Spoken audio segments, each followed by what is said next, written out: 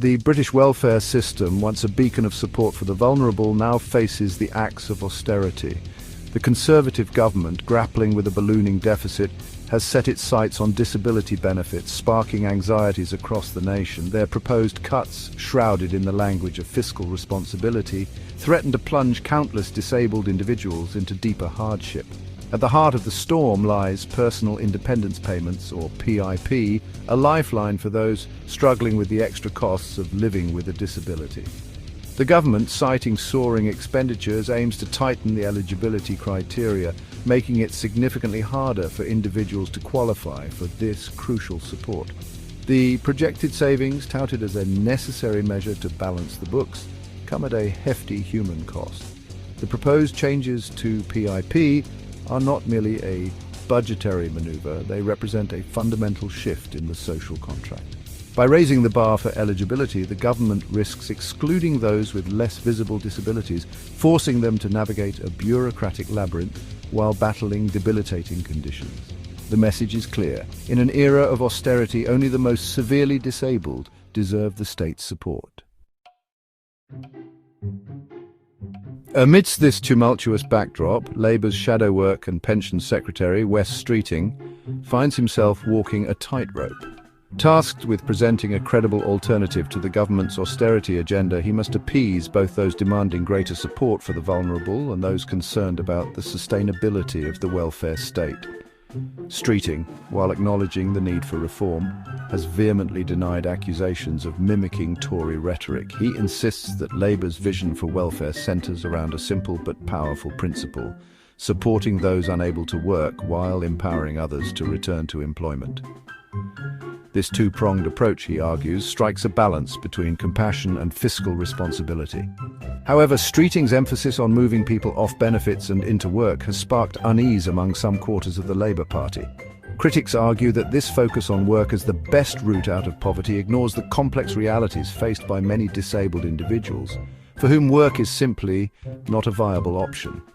The spectre of the previous Labour government's controversial work capability assessments, which were widely criticised for their harsh and often inaccurate assessments of disabled people's ability to work, looms large. The proposed benefit cuts have exposed deep fissures within the Labour Party, highlighting the ideological tensions at play. On one side stand those who believe that the party must prioritise fiscal prudence, even if it means making difficult choices that impact the most vulnerable. On the other side are those who argue that Labour's raison d'etre is to be a voice for the voiceless, a champion for the underprivileged. Prominent Labour figures, including former Shadow Chancellor Ed Balls and veteran MP Barry Gardiner, have publicly voiced their opposition to the proposed cuts. They argue that these measures will disproportionately impact the poorest and most vulnerable in society, pushing them further into poverty. Their concerns are echoed by other Labour MPs, who fear that the party is abandoning its core values in a misguided attempt to appear fiscally responsible. The internal dissent within Labour is not merely a matter of policy disagreement, it reflects a deeper struggle over the party's identity and purpose. The debate over disability benefit cuts has become a microcosm of a larger ideological battle within the party, one that will likely continue to rage for years to come. The proposed benefit cuts have not only ignited internal divisions within Labour, but also drawn sharp criticism from opposition parties and charities.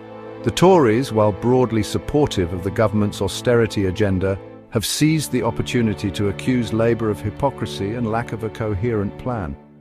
Charity organisations on the front lines of supporting disabled individuals have voiced grave concerns about the potential impact of the cuts. Mind, the mental health charity, has warned that tightening eligibility criteria for PIP could have devastating consequences for people with mental health problems, who often face significant barriers to accessing support. They argue that the cuts will push more people into poverty and despair, exacerbating existing inequalities. As the debate over disability benefit cuts rages on, one thing is clear: the stakes are incredibly high. The decisions made by policymakers in the coming months will have a profound impact on the lives of millions of disabled people across the UK. The question remains, will the government choose to prioritize fiscal responsibility over compassion, or will it find a way to protect the most vulnerable in society while ensuring the sustainability of the welfare state? The answer, as it stands, remains shrouded in uncertainty.